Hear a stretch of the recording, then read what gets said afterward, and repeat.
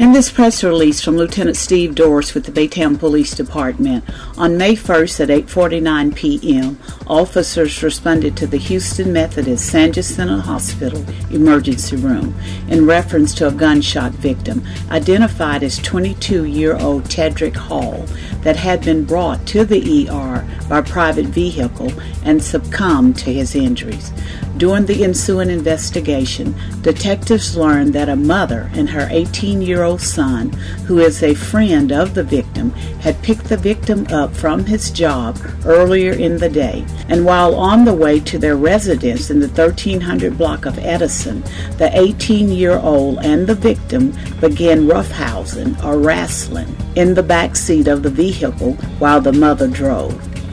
Once at their residence, the roughhousing continued, and the two young men began wrestling inside one of the bedrooms of the residence. As the two young men were wrestling, they fell onto the bed, where a handgun was laying in plain view.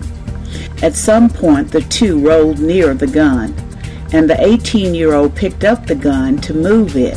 And as he pulled away from the victim, the weapon discharged, striking the victim one time. The 18-year-old summoned his mother, and they loaded the victim into their car and rushed him to the emergency room, where he expired.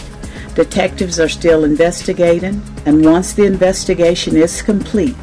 those findings will be submitted to the Harris County District Attorney's Office and ultimately to a grand jury